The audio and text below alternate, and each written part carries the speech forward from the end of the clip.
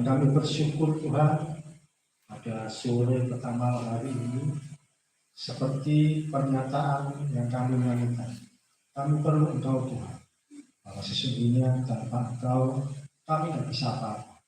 Tanpa Tuhan kami tidak ada artinya. Tanpa Tuhan kami bukan siapa-siapa. Dan karena itu Tuhan, kami juga mau dibekali oleh firman-Mu, diperlengkapi oleh kasih sayang-Mu melalui sabda-Mu, melalui firman Tuhan yang kami renungkan. Dan menjadi berkat bagi kami, menguatkan iman kami, menambah wawasan kami, dan membuat kami hari demi hari makin kenal dengan Engkau ya Tuhan. Terima kasih Tuhan Yesus, kami serahkan jalannya pemberitaan firman dari awal sampai selesai hanya dalam satu nama Tuhan Yesus Kristus, yang berdoa dan mengucap syukur. Amin. Saya tidur teman-teman, terima kasih.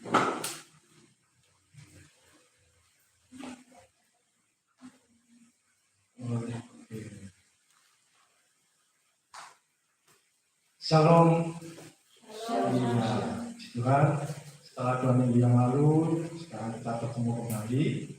Sebagai firman Tuhan, kita sudah masuk di minggu kedua bulan Oktober. Dan minggu ini minggu istimewa buat Kak ini, luar biasa. Pertambah usia. Makin semangat oleh Tuhan, makin kuat menghadapi tantangan hidup, dan makin percaya bahwa pemeliharaan Tuhan tidak berhenti. Oke, kita akan buka firman Tuhan dari 2 Timotius pasal 2 ayat 4. Masih dengan tema besar yaitu ketaatan. Kita akan sharing yaitu belajar ketaatan. Tapi kita dasari dari 2 Timotius 2 ayat 4. 2 Timotius pasal 2 ayat 4. Sudah ketemu? Iya. Mari baca sama-sama. 1, 2, 3. Seorang prajurit yang sedang berjuang tidak memusingkan dirinya dengan soal-soal kehidupannya, supaya dengan demikian ia berkenan kepada komandannya. Kata tidak memusingkan dirinya dengan soal-soal kehidupannya artinya bahwa dia tidak pusing dengan apa yang menjadi keperluan pribadinya. Dia tidak urus apa yang menjadi keperluan dirinya sendiri. Apapun yang dia kerjakan sesuai yang komandannya mau, yang komandannya perintahkan, dia akan kerjakan. Ini adalah salah satu unsur dari ketaatan. Ketaatan yaitu sikap yang patuh, nurut, dan siap mengerjakan apa yang diperintahkan. Sekali lagi, saya seorang guru, saya berusaha memberikan pengertian dulu, dasar, saya berikan dasar pengertian, kemudian nanti sampai ke pemahaman-pemahaman berikutnya. Yang pertama, pengertian ketaatan yaitu sikap yang patuh, nurut, dan siap mengerjakan apa yang diperintahkan. Sesimpel itu ketaatan, tidak banyak hal yang lain. Satu kali ketika saya masih bekerja di daerah Kutisari, dalam perjalanan naik motor siang hari, saya melihat serombongan pasukan dari Kodam 5 Brawijaya. Dan kalau saya berangkat lewat daerah Gunung Sari, kemudian Lilium, kemudian Gunung Sari dan seterusnya, seringkali di situ dipakai latihan baris berbaris oleh pasukan dari Kodam 5 Brawijaya. Kan Kodam dekat situ. Mereka berjalan melewati jalanan yang macet, melewati jalanan yang situ. Bahkan juga melewati jalanan yang panas di kota Surabaya. Mereka jalan sambil bernyanyi, berkeringat dan sebagainya. Mereka tidak pusing dengan, aduh, bentar, capek, duduk dulu. Tidak. Bahkan mungkin bentar, mau pipis dulu, tidak ada. Atau waktu itu di situ masih banyak orang yang jual es dawet di sekitar Rolak atau sungai di Gunung Sari itu. Mereka tidak, minum dulu, beli es. Tidak.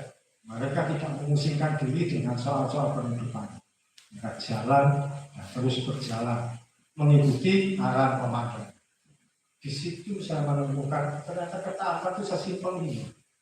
Ikuti apa yang ada di barisan depan, mengikuti apa yang jadi perintah komandan. Ketika komandannya menyuruh memerintahkan berjalan terus, mereka lakukan. Ketika komandannya memerintahkan ganti lagu nyanyian, mereka ikuti. Ketika komandannya memerintahkan untuk berlari kecil, mereka ikuti.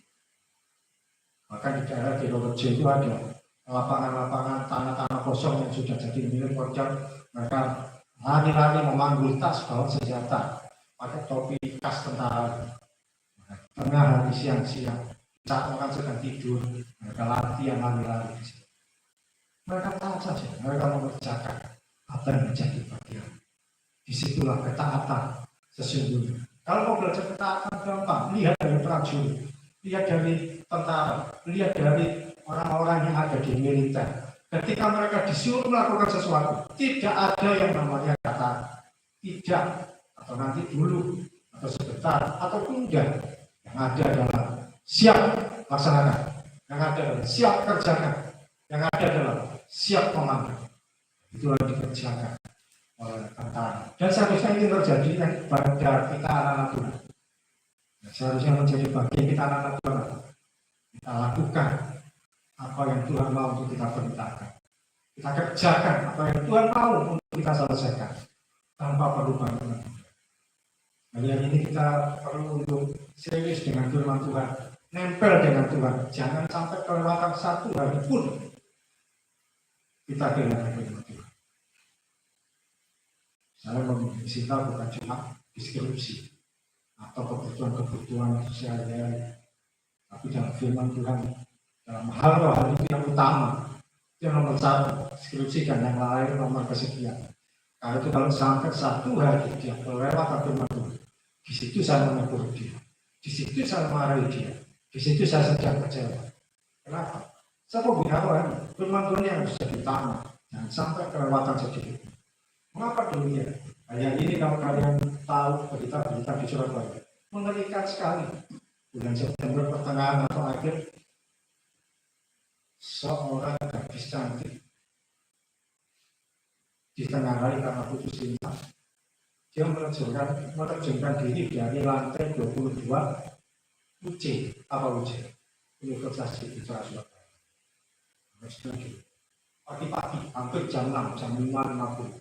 Mungkin dia sengaja datang ke kampus pagi-pagi, cari situasi masih sepi, dan menerjunkan diri. Kampus itu bukan kampus orang miskin, bukan kampus orang-orang menengah ke bawah. Itu kampus orang yang bukan menengah ke atas, orang-orang ke atas mas. Orang-orang yang nilai kekayaannya mungkin jauh di atas kita saat ini. Bahkan ada yang kuliah pakai mobil mewah sampai anak mahasiswa ini apa? Sampai dia datang ke kampus bawa satpam, cuma untuk jagain mobilnya, yang Fortuner itu. Satpam khusus jagain di tempat parkir. Itu kampus orang-orang ini. Dan orang-orang ini yang juga anak-anak Tuhan itu ternyata nggak bisa menemukan solusi dalam kehidupan dia.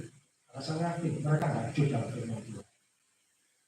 Diabaikan firman Tuhan. Firman Tuhan cuma dilihat dari pada online di YouTube sehari-harinya diambil.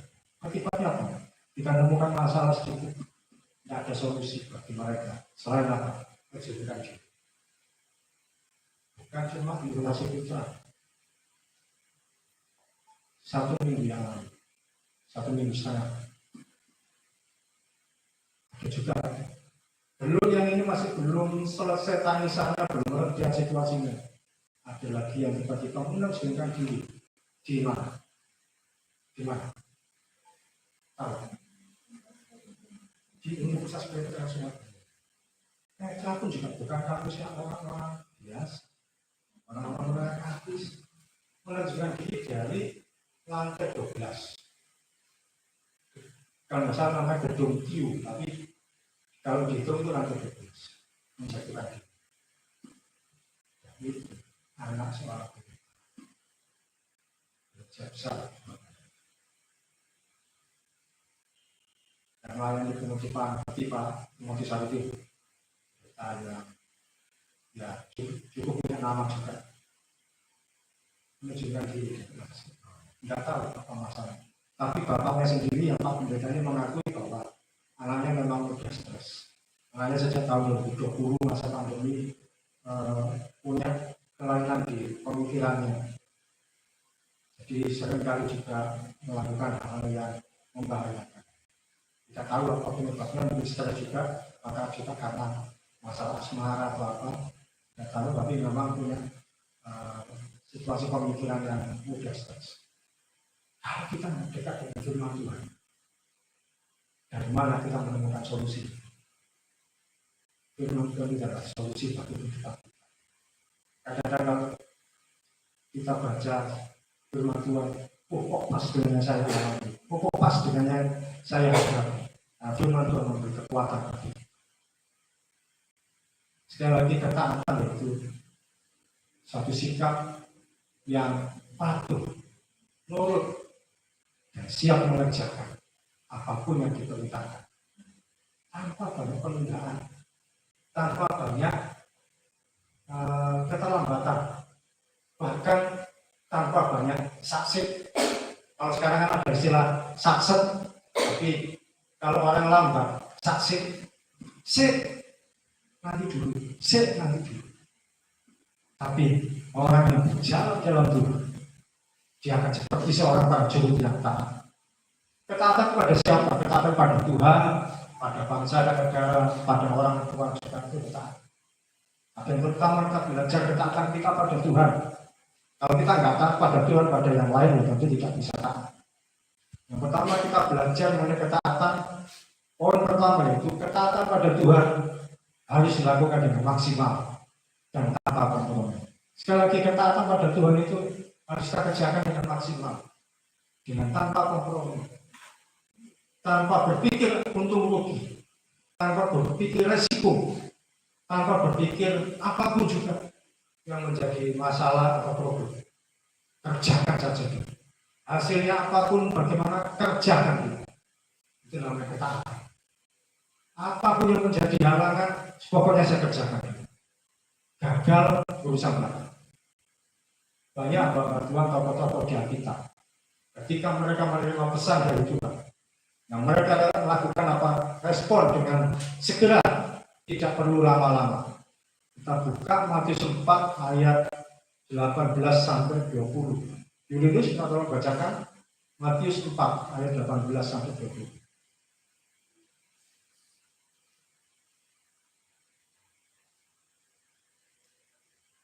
Matius 4 ayat 18 sampai 20 dengan judul perikop Yesus memanggil murid-murid yang pertama. Ayat 18 begini-begininya. Dan ketika Yesus sedang berjalan menyusur danau Galilea, dia melihat dua orang bersaudara, yaitu Simon yang disebut Petrus dan Andreas saudaranya.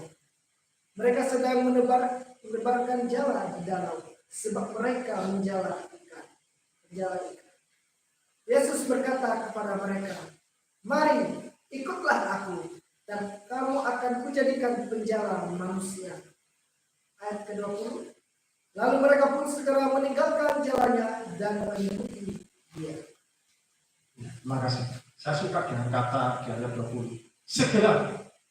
Lalu mereka pun segera meninggalkan jalannya dan mengikuti dia.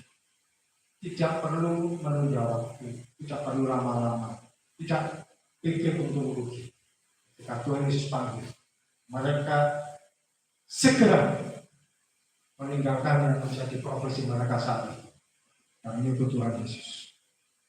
Siapa saja itu? Simon, Petrus, dan Andreas. Simon yang disebut Petrus dan Andreas, saudara. Ketika Tuhan Yesus memanggil, mereka pun segera meninggalkan jalan. Tidak mikir risiko, bahaya, dan hal yang lain. Kalau Tuhan panggil kita untuk melayani Dia, kalau Tuhan panggil kita untuk mengerjakan apa yang Dia perintahkan, apakah kita mau berkata segera atau nanti dulu? Segera, jangan tunda-tunda. Kalau ditunda belum tentu ada waktu di besok, masih terus. Segera.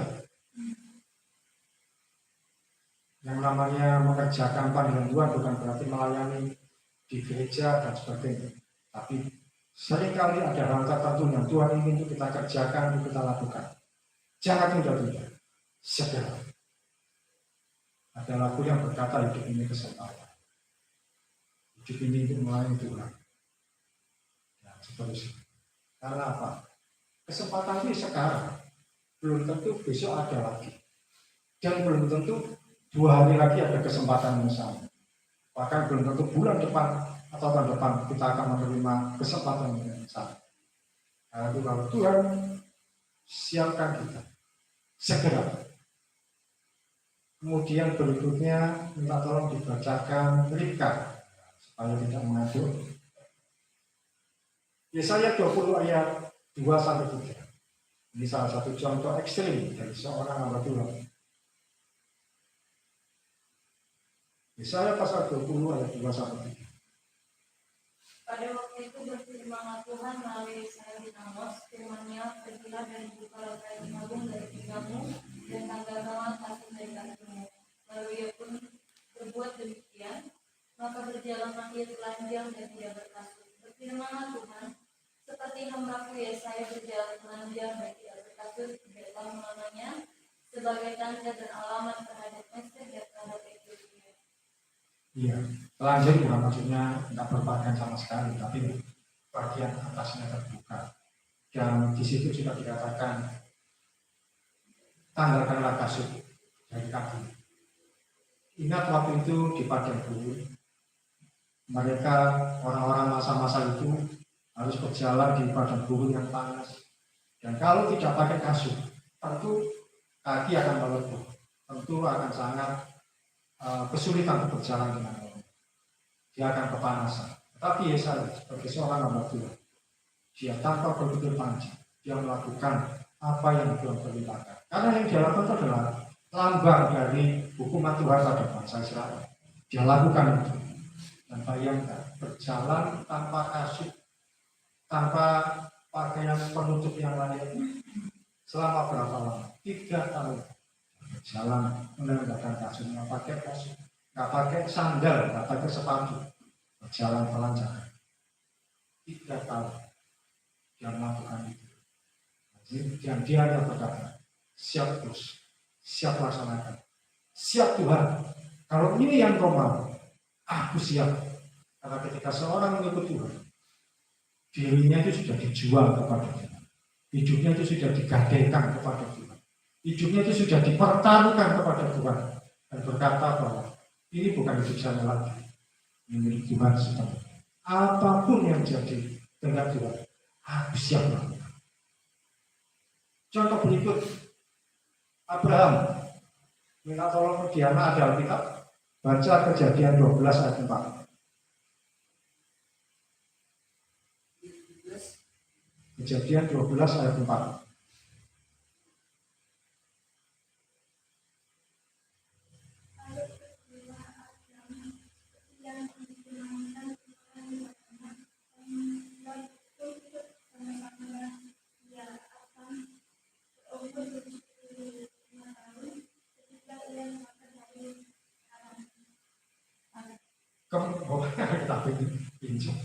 Kemana Abraham diminta pergi? Kemana? Tidak tahu. Tuhan cuma memerintahkan di ayat 1, kamu pergi keluar dari negara tempat sanak saudaramu, pergi ke tanah yang akan aku tunjukkan kepadamu. Tapi di mana? Dia tidak tahu. Dan dia tidak banyak berpikir di mana tuh. Tolong Tuhan, kasih tanda di mana tuh? Tempat mana itu? Dia keluar, dia pergi jalan saja. Ikuti apa yang dia. Tanpa memperhitungkan rugi, tanpa memperhitungkan risiko. Dia hanya berbekal keyakinan bahwa Tuhan nyuruh saya pergi. Dia bilang pada istrinya, besok kita berangkat kemana? Tidak tahu. Nah, ikuti apa yang Tuhan perintahkan. Dia berangkat. Ternyata keponakannya ikut juga. Sudah, mereka pun berangkat ke negeri yang tidak tahu. Tuhan, saya yakin memberi petunjuk jalan lurus, belok kanan. Mungkin kalau sekarang seperti Google Map itu ya, 200 meter lagi belok kanan atau ke arah kiri 300 meter ke depan dan sebagainya. Jadi tentu Tuhan memberi petunjuk yang mungkin lebih spesifik lagi atau lebih kadang-kadang mungkin tidak terlalu jelas. Tidak diminta jalan lurus saja, tapi berapa lama dia ikuti saja. yang tentu contoh yang fenomenal, yang tidak akan kita lupakan. Ya, karena akan kita peringati, kita lalaikan 2 bulan lagi, yaitu ketika seorang bernama Maria didatangi oleh malaikat. Dan malaikat berkata, kamu akan mengandung seorang anak tanpa melalui kata perkawinan. Maksudnya tanpa melalui hubungan seperti suami istri. Dan apa yang dikatakan oleh Maria? Jadilah padaku sesuai kehendak, sebab aku ini hamba. Dia siap, dia berikan badannya sebagai sarana untuk kehamilan. Sesuatu yang mungkin tabu, sesuatu yang mungkin akan jadi bahan gosip. Dia tidak masalah. Siap lakukan apa yang Tuhan kehendaki. Ketika kita taat pada Tuhan, kerjakan dengan maksimal, tanpa kompromi. Apapun yang Tuhan perintahkan untuk kerjakan, kerjakan. Jangan ditunda. Demikian juga ketika apapun yang Tuhan minta untuk kita tinggalkan, yang Tuhan minta untuk kita tinggalkan, lakukan saja, jangan pernah menunda. Sekali lagi, ketaatan pada Tuhan itu bagaimana? Apapun yang Tuhan minta untuk kita kerjakan, lakukan dengan segera. Bahkan apapun yang Tuhan minta untuk kita tinggalkan, segera tinggalkan. Jangan pernah menunda. Jangan sampai kita menyesal di kemudian hari, karena kita tidak meninggalkan dengan segera. Amin. Poin pertama, kerjakan ketaatan ini dengan maksimal, tanpa kompromi. Tak mikir yang lain. Saya menerima panggilan Tuhan untuk melayani. Saya mungkin ini cerita yang saya sampaikan ya berulang. Ketika 2015 saya bertobat kembali, terima panggilan Tuhan kembali, kerjakan pelayanan di media sosial. Saya tidak banyak membantah. Saya kerjakan sejak saat itu. 2015 saya kerjakan pelan-pelan, 2016 mulai saya kerjakan, 2017 mulai kelihatan hasil, kemudian 2018 mulai membentuk grup, dan sampai sekarang pelayanan berjalan 9 tahun. Ada juga kami punya grup jalan mulai 2018 sampai sekarang kurang lebih 6 tahun. Kami nggak pernah ketemu orang-orang di grup, nggak pernah saling ketemu. Setiap hari saling menguatkan di grup. Bahkan saya dianggap pemimpin mereka, dianggap sebagai gembala mereka, dianggap sebagai pendeta mereka. Bahkan sebelum saya jadi pendeta di sini, mereka sudah memanggil saya pendeta, menyebut saya gembala mereka, pemimpin mereka. Padahal siapa saya bagi mereka? Saya bukan siapa-siapa. Mereka juga lebih hebat dari saya, lebih senior dari saya. Bisa kerjakan pelayanan saya dengan sendiri. Apa lagi saya kerjakan sejak 2003 sampai hari ini 21 tahun saya kerjakan pelayanan doa pagi, sehingga saya tidak kesulitan kalau saya setiap pagi harus siapkan doa pagi, lalu mengambil Tuhan dan sebagainya. Kerjakan ketaatan itu. Apapun yang Tuhan minta untuk kita kerjakan, segera lakukan. Apapun yang Tuhan minta untuk kita tinggalkan, jangan pernah menunda sebelum kita menyesal, karena tidak segera mengerjakan atau tidak segera meninggalkan. Yang pertama, ketaatan pada Tuhan haruslah kerjakan dengan maksimal, tanpa kompromi.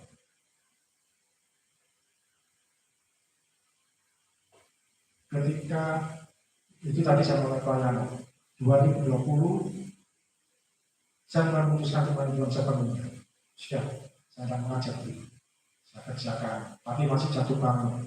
Namanya orang belajar melayani sepenuh waktu itu masih jatuh bangun, masih bingung sana sini, masih mikir gimana saya bisa menghidupi keluarga, gimana dapat uang dan sebagainya.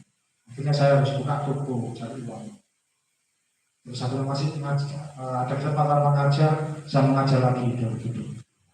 Sampai satu titik tahun ini Tuhan panggil kembali kesempatan lain, sekarang sampai tidak mau kerjakan pelayanan lagi. Ya sudah, tidak kesulitan lagi. Saya kerjakan pelayanan ini dengan setia. Saya tidak berharap pada siapapun.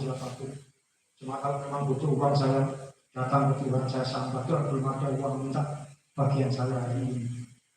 Seringkali tidak selalu uang itu datang, tapi yang saya yakin Tuhan tidak pernah membiarkan saya. Tuhan tidak pernah membiarkan saya. Sampai hari ini masih bisa hidup, masih bisa aman, masih bisa pergi keluar. Belum lagi kalau menghidupi anak-anak orang kami dengan berbagai keperluan mereka. Kadang-kadang sampai tanggal berapa masih belum bisa menyediakan uang bayaran sekolah. Kadang-kadang sampai tanggal berapa masih belum bisa menyediakan uang makan. Saya juga malu tak bisa berdoa. Tuhan bagaimana mengatasi? Berkat Tuhan ada saja. Berkat Tuhan ternyata di hari-hari tertentu muncul dan menjadi kelegaan untuk menutupi yang kurang yang kurang. Jika kita datang pada Tuhan, kita taat pada Tuhan secara maksimal, Tuhan itu akan menjaga kita. Simon akhirnya namanya jadi Petrus. Tuhan pakai dia luar biasa. Satu kali ketika Tuhan Yesus berangkat ke surga, dia korban 3.000 orang bertobat. Kemudian Abraham jadi bapak orang beriman. Dia luar biasa. Nabi Yesaya itu Tuhan pakai dengan luar biasa. Ada banyak tanda-tanda ajaib dia kerja. Poin pertama, ketaatan pada Tuhan harus maksimal tanpa kompromi. Anak muda di sini belajar ikut Tuhan dengan maksimal tanpa kompromi. Jangan jadi anak muda yang seperti layang-layang putus yang tidak jelas. Belajar memiliki iman yang kuat. Yang kedua, ketaatan yang setengah-setengah sebenarnya bukan ketaatan. Sekali lagi, ketaatan yang setengah-setengah sebenarnya bukan ketaatan. Ada yang ketaatan yang maksimal, tapi juga ada orang yang bukan tidak taat, tapi ketaatan yang setengah-setengah. Apa sebenarnya ketaatan setengah-setengah itu? Sebenarnya bukan ketaatan. Kita tolong dibaca Kak-Fermina 2 Timotius 4 ayat 10. 2 Timotius pasal 4 ayat 10.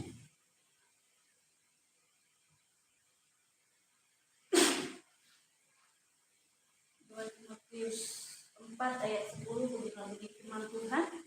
Karena Demas telah mencintai dunia ini dan meninggalkan aku, dia telah berangkat ke Tesalonika. Krekes telah pergi ke Galatia dan Titus ke Dalmatia. Iya, terima kasih. Ayat ini dibuka dengan pernyataan keprihatinan, kesedihan dari Rasul Paulus, seorang hamba Tuhan yang namanya cukup terkenal. Dia berkata, Demas telah mencintai dunia ini dan meninggalkan aku. Demas adalah rekan sekerja Paulus, rekan sepelayanan Paulus. Pada awalnya kemana-mana Rasul Paulus melayani. Demas itu Demas yang setia mendampingi, Demas yang setia untuk menopang. Paulus perlu apa? Dia siapkan. Rasul Paulus mengerjakan pelayanan apa? Dia selalu ada untuk membantu, untuk mendukung. Dan mereka berdua adalah rekan sekerja yang saling mendukung, saling menopang. Kemanapun Rasul Paulus melayani, Demas ini ikut. Tapi ternyata ayat firman Tuhan berkata, karena Demas telah mencintai dunia. Kata mencintai itu digunakan kata agapao. Agapao itu apa? Mencintai secara mendalam, mencintai dengan sungguh-sungguh, mencintai dengan melekat, mencintai dengan benar-benar seperti nggak terpisahkan. Agapao ini yang menjadi kata agape. Agape itu kan digambarkan seperti kasih Tuhan kepada manusia yang begitu besar, begitu luar biasa. Demikian juga ternyata Demas ini mencintai dunia, begitu melekat, begitu sungguh-sungguh, begitu tidak terpisahkan dengan dunia. Dia tinggalkan Tuhan, mencintai dunia. Demas mencintai dunia, sehingga meninggalkan pelayanan. Kita tidak bisa cinta Tuhan, tapi juga cinta dunia. Bisa aku ikut Tuhan Yesus, tapi aku masih mau berdosa. Aku ikut Tuhan Yesus, tapi aku masih suka melakukan hal yang ini. Aku masih ikut Tuhan Yesus, tapi aku masih berbuat yang ini kan nggak apa-apa. Yang penting kan aku masih baca firman Tuhan. Yang penting aku masih melayani Tuhan. Yang penting aku Kristen. Gak bisa. Satu pegang jubah Yesus, satu lagi tangan satu pegang dunia. Gak bisa. Satu kali saya sharingkan tentang firman Tuhan ini ke Facebook, dan ada orang yang bertanya, masa nggak bisa orang itu mencintai, mengasihi Tuhan tapi juga mencintai dunia? Kan tidak ada masalah. berkata tidak bisa, Pak. Keduanya beda arah, tidak bisa mencapai tujuan yang sama. Tidak bisa satu kaki ketika di Bungurasi, satu kaki kita naik bus yang menuju ke Malang, satu kaki lagi menuju ke Madiun. Tidak bisa karena keduanya tidak satu tujuan. Dibutuhkan hati yang cinta Tuhan sepenuhnya, seutuhnya, dan tidak terbagi dengan yang lain. Karena Demas mencintai dunia dan meninggalkan aku, meninggalkan Rasul Paulus, meninggalkan pelayanan. Ia berangkat ke Tesalonika. Tesalonika itu kota perdagangan yang begitu besar, begitu makmur, begitu menjanjikan. Ada banyak jaminan kekayaan di sana. Yang mungkin semacam ibu kota, kan, seperti Jakarta, yang menjanjikan segala sesuatunya dengan baik. Dan dia tertarik dengan daya tarik dunia. Saya tak daripada ikut melalui daripada sama Tuhan yang dapat apa-apa. Saya tak ikut ke sana saja. Saya ke Tesalonika. Dan sejak hari itu, namanya tidak lagi tertulis sebagai seorang yang melayani Tuhan. Dibutuhkan hati yang cinta Tuhan sepenuhnya, seutuhnya, yang tidak bisa dibagi dengan yang lain. Satu kali ada seorang muda, dikatakan dalam kitab, dia orang muda yang kaya. Datang pada Tuhan Yesus. Guru, apa yang harus aku lakukan supaya aku bisa mengungkap? Tuhan Yesus mengajukan syarat. Nah, seperti di dalam mati ayah itu ini dan sebagainya disebut. Manusia dia berkata, semua sudah saya lakukan sejak masa kecilku. Tuhan Yesus berkata, satu lagi, jual hartamu dan bagikan pada orang-orang miskin. Sejak saat itu orang muda ini dia meninggalkan sedih hatinya, kemudian meninggalkan Tuhan Yesus. Dia kehilangan kesempatan menjadi seorang hamba Tuhan terkenal. Dia kehilangan kesempatan menjadi hamba Tuhan yang dikenal. Karena dia lebih mencintai harta kekayaan. Dia berpikir, kalau saya ikut Tuhan, jual harta saya dapat ganti apa? Apa yang bisa saya dapat? Kalau saya ikut Yesus, buat apa? Ya, harta ini saya dapatkan dengan susah-susah. Gelar ini saya dapatkan dengan susah-susah. Kedudukan ini saya dapatkan dengan susah-susah. Apa yang saya ikut Tuhan Yesus tidak dapat apa? Dia kehilangan kesempatan sebagai seorang yang lain. Sementara ada seorang perempuan, dia rela memecahkan buli-buli minyak dalam botol. Nah, dia beli dengan harga mahal yang dia usapkan ke kepala Tuhan Yesus sampai ke kaki. Dan nama perempuan ini disebutkan dikenal sepanjang masa sampai hari ini. Kisah tentang Maria yang mengurapi Tuhan Yesus. Jadi satu legenda, satu fenomena yang tidak akan bisa kita lihat. Dia melakukan tindakan yang ekstrim, tindakan yang tidak biasa. Tapi orang muda yang kali itu namanya dilipat. Saya juga tidak yakin banyak orang yang memperbakan tentang anak muda yang kaya ini. Kenapa? Tidak ada gunanya. Karena dia lebih mencintai hartanya daripada Tuhan Yesus.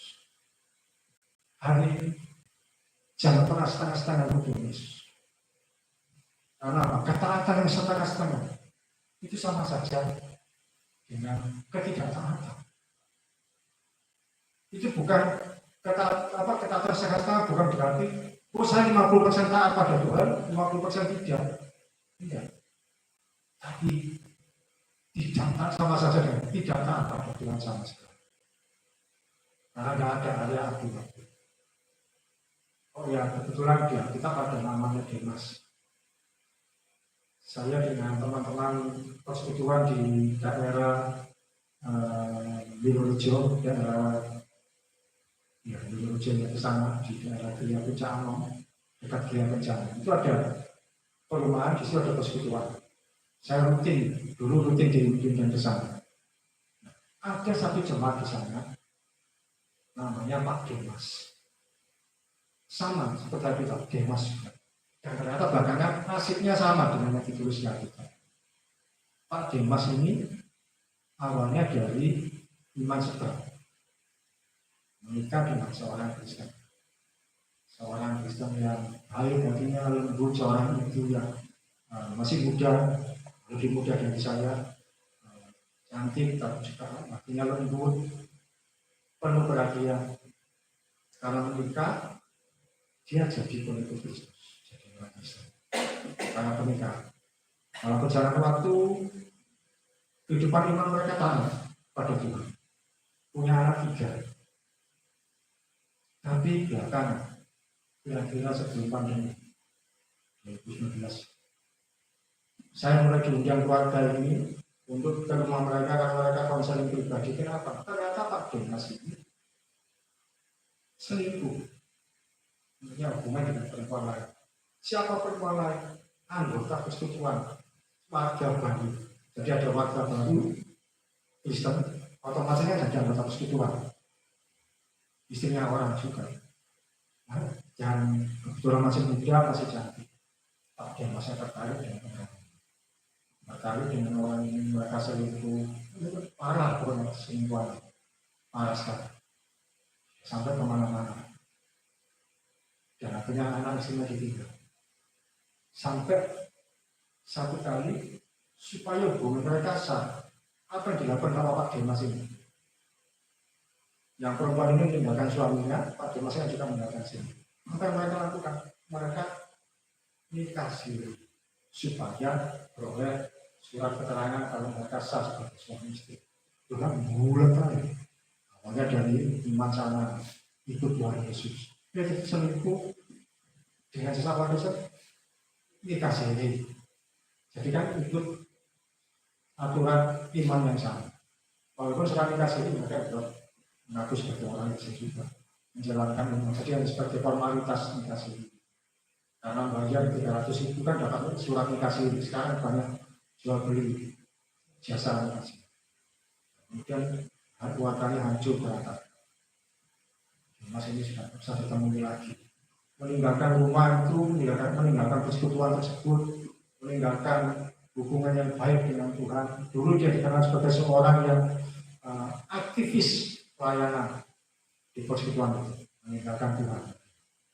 Nah, kami yang di persekutuan itu akhirnya melihat kok sama dengan yang di Alkitab, sama dengan firman Tuhan, mencintai dirinya, meninggalkan Tuhan. Hati-hati kalau punya nama Dimas. Nanti nasibnya sama, mencintai dunia dan meninggalkan Tuhan. Ya kebetulan saja namanya sama.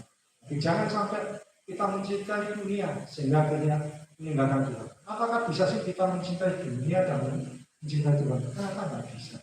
Saya pernah mencoba ketika saya menjadi ketua penggemar musik. Saya juga berusaha untuk aktif melayani Tuhan, tapi ternyata tidak bisa. Uang saya tersedot untuk beli kaset, beli koleksi, beli CD, beli apapun. Dan untuk persembahan, aku nggak ada uang. Untuk perburuan, nggak ada uang. Setiap kali minggu ditelepon sama penjual-penjual kaset saya ke sana. Saya sedang mencintai. Satu titik saya hitung kaset-kaset saya berapa juta nih. Tapi satu kali kaset-kaset itu saya relakan. Saya tidak mengambil keuntungan. Hilang semua. Karena saya mau belajar mencintai Tuhan dengan sepenuh. Hari ini belajar mencintai Tuhan dengan sepenuh hati. Yang pertama, ketaatan pada Tuhan harus maksimal. Yang kedua, ketaatan setengah-setengah. Itu sama saja dengan ketidaktaatan. Jadi apapun yang Tuhan perintahkan, kerjakan dengan segera. Apapun yang Tuhan ingin kita tinggalkan, jangan pernah menunda. Yang ketiga, dan poin terakhir, Filipi 2 ayat 8. Sinta kalau membaca Filipi pasal 2 ayat 8.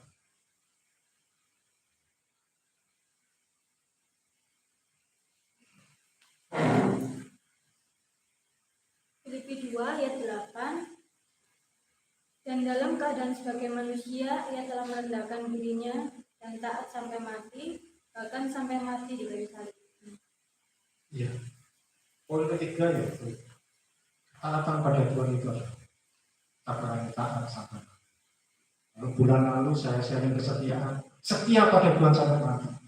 Ini juga ketaatan pada Tuhan sampai mati. Tuhan Yesus memberi teladan, dia merendahkan diri dan taat sampai mati, bahkan sampai mati di kayu salib. Ketika dia membawa misi bahwa Yesus harus mati, menebus dosa manusia harus mati. Dan dia tidak ada waktu untuk berkata tidak. Memang sempat berdoa, kalau boleh sih jangan terjadi, tapi pada akhirnya dia berkata, siap, jadilah kehendak. Jadi berbagian taat sampai mati. Kalau hal ini ditujukan pada kita, beranikah kita berkata, saya mau taat pada Tuhan sampai mati. Kalau ini ditujukan pada kita, apakah kita mau taat pada Tuhan sampai Tuhan panggil kita? Apakah siap Tuhan panggil untuk melayani Dia? Maka kita siap untuk memberi diri melayani Tuhan. Bukan di gereja besar dengan gaji atau tunjangan persembahan yang begitu luar biasa. Ketika Tuhan tempatkan di tempat-tempat tertentu yang mungkin secara masa depan tidak terlihat, tapi kalau Tuhan yang tempatkan, Tuhan akan melayani. Kalau Tuhan panggil kita untuk melayani Dia, memberi diri, untuk menderita, untuk kita mengalami aniaya, apakah kita siap? Atau kita memilih saya tak mundur saja? Di dalam Kristen tidak pernah ada kata mundur, yang ada maju. Walaupun itu satu langkah. Sekali lagi, di dalam Kristen ketaatan itu tidak ada kata mundur, yang ada hanyalah langkah maju. Sekalipun hanya satu langkah. Berkata, saya siap, saya mau taat sampai mati. Saya tidak mau menyanggah Tuhan Yesus. Sekalipun mengalami penderitaan, mengalami aniaya, situasi itu yang menyenangkan, saya tidak mau meninggalkan Tuhan Yesus. Saya tidak mau meninggalkan. Beranikah kita taat pada Tuhan sampai mati? Beranikah kita taat pada Tuhan sampai kita mengalami penderitaan, aniaya, apapun yang panggil, kita bisa siap Tuhan. Apapun yang kau mau, aku mau kerja. Apapun yang kau mau, yang kau perintahkan, aku siap selesai. Saya sering cerita tentang pelayanan yang kami kerjakan. Ketika saya melayani anak-anak rohani, sekalipun difitnah, sekalipun disalahpaham, sekalipun disalah mengerti, saya tidak berkata pada Tuhan, Tuhan, berarti saya salah ya seorang tidak. Saya kerjakan saja. Sekalipun ternyata saya harus dipecat, ternyata saya harus diberhentikan, saya kerjakan saja. Saya tidak peduli salah atau benar, dan saya tahu Tuhan sudah panggil saya untuk melayani mengerjakan. Saya kerjakan dengan setia panggilan.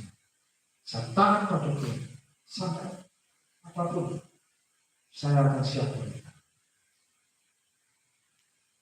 Hal ini yang boleh menjadi perenungan bagi kita. Yang pertama, kita taat pada Tuhan maksimal tanpa kompromi. Apapun yang Tuhan minta untuk kita kerjakan, lakukan. Apapun yang Tuhan minta untuk kita tinggalkan, jangan menunda. Yang kedua, ketaatan pada Tuhan tidak bisa setengah-setengah. Karena ketaatan yang setengah-setengah itu bukanlah ketaatan. Kerjakan baca ibadah. Yang ketiga, taat pada Tuhan sampai mati, sampai resiko apapun terjadi, kita tetap berkata, aku mau setia, mau tetap taat. Tak peduli resiko apapun terjadi, tak peduli apapun yang terjadi di depan. Aku mau taat pada Tuhan. Enggak malu, nyangkal malu, enggak akan menyangkal nama Tuhan Yesus, enggak akan malu memegang nama Yesus sampai terakhir. Mari kita berdoa. Terima kasih Tuhan Yesus buat firman-Mu. Kiranya firman-Mu ini boleh menjadi kekuatan yang terlalu bagi kami. Setiap anak-anak-Mu Tuhan, kami tidak mau salah melangkah. Kami mau jadi anak-anak-Mu yang taat apapun juga situasi terjadi di depan kami. Kami tidak akan melangkah. Kami mau jalan sama Tuhan. Oleh kekuatan kami Tuhan, oleh harapan kami, dan kami boleh jadi pribadi yang selalu bersedia mengerjakan apapun yang Tuhan perintahkan. mengerjakan apapun yang Tuhan ingin kami lakukan, bahkan meninggalkan apapun yang Tuhan ingin kami tinggalkan dengan segera, tanpa mikir apapun juga resiko. Terima kasih Tuhan, berkati anak-anakmu setiap kami di sini, dan berkati Bu Devi berikan kesetiaan dalam menghadapi situasi-situasi hidup yang dia alami. Memberkati Rika juga ya Tuhan, dalam perjalanan kehidupan dia, studinya, pelayanan, memampukan dia menghadapi situasi-situasi yang tidak mudah. Memberkati Firmina juga, pelihara dia Tuhan, seperti biji mata. Dia adalah milik kesayangan Tuhan yang istimewa, yang berharga dan mulia. Memakai Firmina luar biasa di masa muda. Dan pakai dan berkati juga Diana, dengan terbuka telinganya Tuhan terhadap arahan dan tuntunan Tuhan. Jauhkan dari hati yang keras, tapi dia akan berjalan sesuai dengan apa yang Tuhan mau. Yang tidak sesuai dengan kehendak Tuhan, dia akan tinggalkan. Bila juga Sinta, Tuhan merawat dia mengalami masa depan yang penuh dengan kehilangan, masa depan yang penuh dengan celah, masa depan yang penuh dengan harapan. Dan untuk berani mencintai Tuhan sepenuhnya, tidak lagi mencintai dunia atau apapun yang menjadi halangan untuk mengasihi Tuhan. Dan berkati untuk masa-masa dia akan menghadapi ujian skripsi dan wisuda, terpenuhi sediakan segala keperluan. Dalam nama Yesus berkati juga saudara kami Tiel, berkati Tuhan untuk kehidupan dia, karirnya, Tuhan yang menyediakan yang terbaik. Penuhi segala yang menjadi kerinduan hatinya, jauhkan dari situasi-situasi yang membawa pada dosa. Ampuni setiap kesalahan-kesalahan di waktu yang lalu. Nah, pakai dia jadi alat yang luar biasa. Pilih suka ya Tuhan, memberkati anakmu ini dengan kesetiaan yang dia selama ini kerjakan. Kiranya di hadapan Tuhan itu menjadi buah yang baik. Nah, berkati masa depan dia selesaikan kuliahnya dengan baik, tidak perlu berlama-lama, dan jangan percaya Tuhan. Kesempatan yang indah, kepercayaan yang luar biasa akan Tuhan berikan lebih dan lebih lagi kepada Yesus. Pujilah nama ya Tuhan, yang satu nama Tuhan Yesus Kristus. Kami berdoa dan mengucap syukur. Amin.